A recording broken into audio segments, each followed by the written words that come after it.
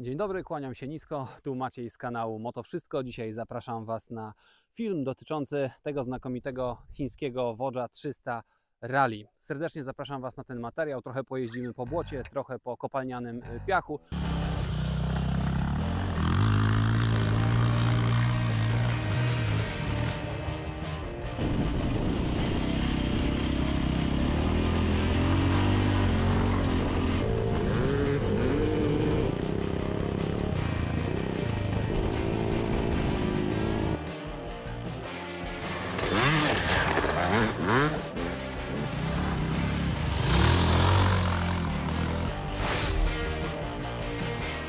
Serdecznie przepraszam Was za wygląd tego motocykla, bo cały jest obklejony błotem i piachem.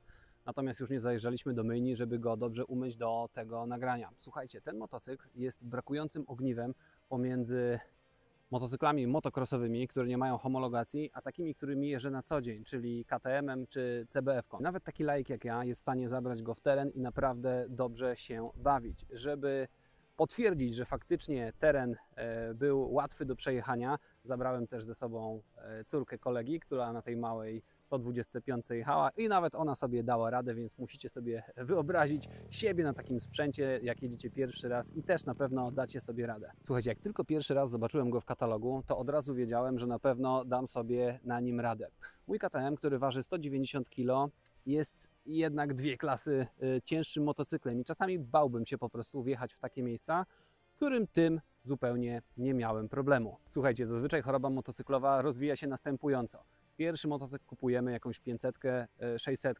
Po pół roku, po roku stwierdzamy, że mało koni, po asfalcie pojeździliśmy, potrzebujemy czegoś mocniejszego. Kupujemy litra. No i wtedy okazuje się, że jest ciężki i po jakimś czasie szybka jazda nam się nudzi. No więc wtedy zaglądamy do tego, co tam w internecie ludzie piszą, no i zazwyczaj kupujemy sobie Tenerkę, Afrykę, KTM-a 790, 890 i jeżeli nie radzimy sobie w takim terenie, no to wtedy zastanawiamy się, czy to my jesteśmy do dupy, czy ten motocykl jest za ciężki. Oczywiście ujeżdżanie takiego dużego, ciężkiego sprzętu, który waży w okolicach 200 kg, no nie jest łatwym zadaniem. Dlatego specjalnie dla takich osób polecam klasę 300. To jest pierwsza grupa ludzi, którzy zainteresują się takim motocyklem. Druga grupa to taka, która od małego jeździ małymi crossami, 50-kami, jeździ w terenie i chciałabym mieć coś większego, homologowanego, żeby do takiego miejsca, w którym jesteśmy teraz, można było zgodnie z prawem dojechać. W związku z tym, że nie mam wielkiego doświadczenia w jeździe terenowej, zaprosiłem do dzisiejszego nagrania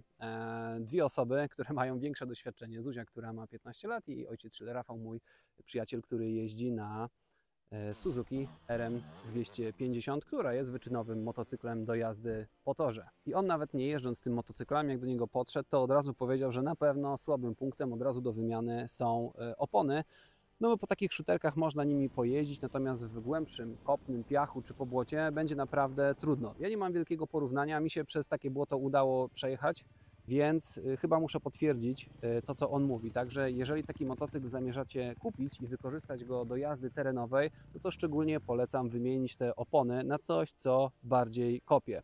Tak jak tutaj widzicie na tej przebitce, no chwila jazdy w wilgotnym terenie i w zasadzie te kanały w tej oponie są już zalepione, co zresztą spowodowało, że się wyglebiłem na takim błocie, bo już kontroli żadnej nie miałem. Natomiast sprzęt nie ucierpiał, więc ludzie z Motors, nie przejmujcie się, wszystko jest tak, jak mi daliście. Słuchajcie, o wyglądzie dzisiaj nie będziemy dyskutować, dlatego że to jest sprawa drugorzędna przy tego typu sprzęcie. To nie jest sprzęt do szpanowania w mieście, ani do dalekich wyjazdów. Bardziej nadaje się właśnie na jakieś bliskie dojazdy, szczególnie właśnie do takich miejsc, w których będziemy chcieli pojeździć. Dobra, no i teraz pokażę Wam, co się dzieje tutaj za fajerą. Bardzo prosty liczniczek, nie ma oczywiście motogodzin, tylko normalne kilometry.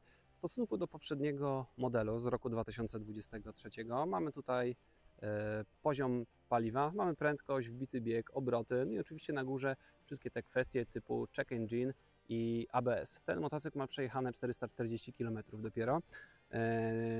Tak naprawdę jedyną rzeczą tutaj z elektroniki to jest gniazdo do ładowania. Można byłoby uznać, że jest nieprzydatny, natomiast dla takich osób jak ja, które coś jeżdżą i nagrywają, to bardzo fajnie podładować sobie nawet kamerkę GoPro. Jedyną rzeczą w zasadzie, o której należałoby wspomnieć, jest to, że można tutaj wyłączyć ABS i to jest bardzo fajne. No bo żeby jeździć w terenie i hamować tylnym hamulcem nożnym, żeby gdzieś tam nawinąć w zakręcie, no to jest bardzo przydatne. Znacie na pewno z innych testów sposoby wyłączania ABS-u w innych motocyklach. Trzeba zrobić salto w przód, 2 razy mrugnąć, obejść motocykl i przyklasnąć i dopiero wtedy da się wyłączyć. Jeśli się tego nie da zrobić, no to trzeba wyłączyć bezpiecznik. Tutaj jest to zorganizowane dużo prościej. Bardzo prosty zestaw przyrządów. Kierunki w zasadzie tylko w homologowanym motocyklu muszą być. Trąbka, światła. Mamy 2 żarówki halogenowe normalne, więc nie ma tutaj LEDów, tak jak w większości nowych motocykli, ale w zasadzie nie jest to za specjalnie potrzebne do jazdy w terenie. Motocykl ma również handbary. Sprawdziłem je już w terenie, przewróciłem się i nic się im nie stało, nie połamały się, więc swoją rolę jak najbardziej spełniają. Przepraszam, światło do jazdy dziennej to takie ciekawe ledziki, więc jednak coś nowego jest. Jak przejdziemy sobie do tyłu, no to ta lampka z tyłu też jest taka bardzo prosta, pewnie żeby jak najmniej ważyła. Sam motocykl waży w okolicach 160 kg, zaraz Wam podam, dzięki czemu łatwo go opanować. Natomiast środek ciężkości jest jednak dosyć wysoko i Rafał, który nim jeździł, ma dużo większe doświadczenie, tak ją porównał do swojej wyczynowej RM-ki, no to powiedział, że jest jednak tutaj ten środek ciężkości dosyć wysoko, przez co dosyć trudno zawraca się w efektowny sposób. Po prostu dużo więcej umiejętności jest potrzebne, żeby coś takiego zrobić. No i teraz przejdźmy do zawieszenia. Jeśli chodzi o zawias z przodu, nie jest to żadna markowa firma, natomiast skok jest naprawdę duży, no i ten zawias jest miękki, tak? Czy miękki? Na tyle miękki, na ile powinien być przy takiej jeździe terenowej. Przy szybkiej jeździe szutrowej 70-80 na godzinę naprawdę bardzo dobrze wybiera, ani razu mi to zawieszenie nie dobiło. Prześwit jest bardzo duży, bo to jest chyba 27 cm, więc to jest dużo więcej niż w takich sprzętach szasowo-turystycznych, czy takich jak, nie wiem, Tenerka, Afryka czy KTM. Hamulce też są no-name'owe, zarówno z przodu, jak i z tyłu. Ten przedni hamulec strasznie tempo działa. Jak go lekko naciśniemy, to od razu dość mocno hamuje, no, przez co jest to trudniejsze niż w takich normalnych sprzęcikach adventurowych, gdzie to dozowanie hamulca jest zdecydowanie lepsze. Jeśli chodzi o tylny hamulec, tak jak Wam mówiłem, możemy ten ABS tutaj wyłączyć. W cenie motocykla mamy gmole, które są naprawdę wystarczające do ochrony tego silnika. Ja już to sprawdziłem, więc nawet przy glebie nie ma szansy, żeby coś tutaj urwać i zniszczyć. Pierwsze co, to uderzenie idzie oczywiście w lusterko i tutaj w ciężarek i końcówkę, tu gdzie jest przykręcony handbar. Sam motocykl jest dosyć wąski, więc te gmole nie muszą być jakieś tam bardzo wystające. W cenie motocykla mamy też szybę, która do jazdy w terenie w ogóle nie jest potrzebna, natomiast słuchajcie, jadąc, gdzieś tam dojeżdżając, no to niby mała, ale naprawdę mała i wąska, naprawdę całkiem dobrze wiatr odgania. Tym motocyklem 130 km na godzinę osiągnąłem, więc do takich przejazdów gdzieś tam nie za dalekich też w zupełności wystarczy. Natomiast trzeba brać pod uwagę, że no, przy takiej prędkości już drży, obroty są dosyć wysoko, więc to by było ciężko wytrzymać w jeździe gdzieś tam zdecydowanie dalej. Piecyk ma 292 cm3 pojemności, 29 koni, 25 Nm momentu obrotowego. Jeśli chodzi o jazdę po asfalcie, no to nie jest to wystarczająco pewnie, żeby na autostradzie wyprzedzać samochody przy 120. Natomiast jak się wjedzie w teren, to w zupełności to wystarcza, żeby kopać i zrywać przyczepność. Szczególnie w jeździe po jakimś błotku jest to naprawdę przyjemne. Słuchajcie, jestem naprawdę zajawiony tym motocyklem. Nie sądziłem, że będzie taka duża przyjemność jazdy w terenie.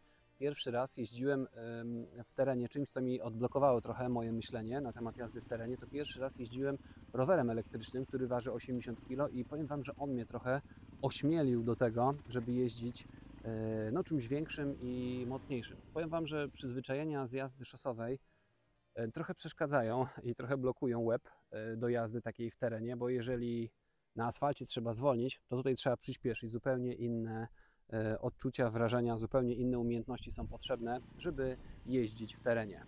Dołączyłem do kilku for, żeby zobaczyć, co piszą ludzie, którzy ten motocykl już kupili. Znalazłem nawet kilka wpisów takich osób, które po 20 000 kilometrów już tym motocyklem przejechały i one piszą, że jest naprawdę spoko i na te potrzeby takiej jazdy w terenie, czy nawet gdzieś tam dalszego przelecenia się, no może bez kufrów i bez jakiegoś obciążenia, jest naprawdę wystarczający. Nie jest oczywiście dla każdego, no nie jest dla tych, którzy potrzebują dużo mocy, dużo prędkości i jeżdżenia po asfalcie, natomiast naprawdę z ogromną przyjemnością ja go przetestowałem i świetnie jeździło mi się nim w terenie. Wygląda na to, że za cenę 22 000 złotych można dzisiaj w Polsce kupić fajny motocykl, który nie rozleci się po pierwszym 1000 kilometrów, więc jeżeli ja miałbym go polecić, no to naprawdę polecam. Może będziecie się ze mnie śmiać teraz trochę, że zawsze polecam motocykle, którymi jeżdżę. Natomiast no, prawda jest taka, że mam tak duże emocje związane z motocyklami i za każdym razem jak czymś jeżdżę, to myślę sobie o osobach, które stworzyły ten motocykl, o prezesie, wizjonerze, który wymyślił markę, żeby dawać ludziom czas na to, żeby spędzali ten czas razem przy takiej maszynie, więc naprawdę doceniam każdy sprzęcior i ten też doceniam.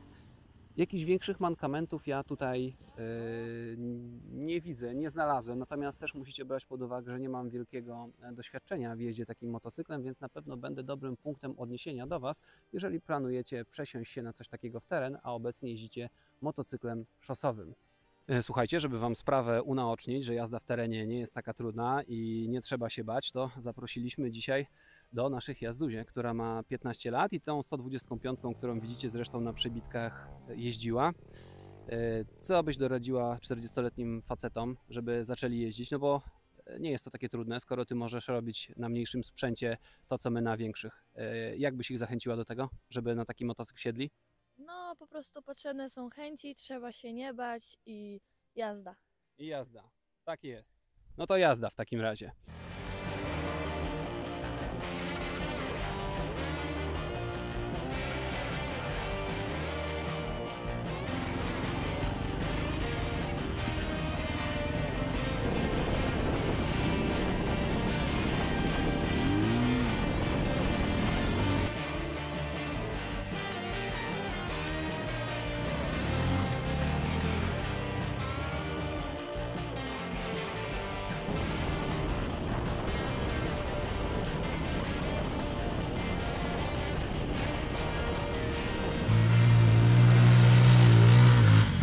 I małe podsumowanie na koniec. Najpierw zaczniemy od minusów, które zresztą już wymieniłem w tym materiale. Pierwszy to są opony. Moim zdaniem warto od razu wymienić je na jakąś lepszą kostkę, dlatego żeby prościej było jeździć w terenie, łatwiej było podjeżdżać pod górę. Druga kwestia to jest ten wysoki środek ciężkości. Rafał, który jeździ na motocyklu wyczynowym, powiedział, że dość wysoko jest ten środek ciężkości, trudno się manewruje, trudno się zakręca w efektowny sposób, także to mogłoby zostać poprawione. Ale naprawdę jak na pierwszy jakieś tam przejażdżki w terenie, moim zdaniem to w zupełności wystarczy. No i teraz musimy porozmawiać sobie jeszcze o plusach. Plus niska waga, bo 158 kg, cena tego motocykla 22 000 złotych jest naprawdę zachęcająca, bo w tych pieniądzach jest naprawdę trudno znaleźć coś innego z homologacją, czym można byłoby w takim terenie pośmigać. Słuchajcie, uważam, że naprawdę dużą zaletą tego motocykla są pasjonaci i grupa ludzi, którzy na takich motocyklach jeździ. Zadałem sobie trud i odwiedziłem kilka for, które dotyczą tego motocykla i naprawdę, słuchajcie, serdeczni ludzie tam są, pomagają sobie, mówią, co zmodyfikowali. Zapraszam Was na te fora, jeżeli zamierzacie taki motocykl kupić, bo naprawdę fajna, ciekawa wiedza. Udało mi się tam nawet przeczytać, że od nowości któreś z łożysk jest nieposmarowane, więc warto na to zwrócić uwagę. Serdecznie dziękuję Wam za dzisiaj. Mam nadzieję, że udało mi się chociaż trochę zajawić Was do jazdy takiej początkującej w terenie. Mi sprawiło to wiele radości i frajdy. Serdecznie Wam polecam. Napiszcie w komentarzach, co o tym motocyklu myślicie. Ja Wam serdecznie za dzisiaj dziękuję. Zostawcie łapę w górę, no i oczywiście subskrypcję. Do zobaczenia następnym razem. Jak jesteśmy na plaży, to nie mogę odmówić sobie przyjemności takiej, żeby trochę tą plażę skopać. Więc skakuję na niego i pokażę Wam, że można odjechać efektownie.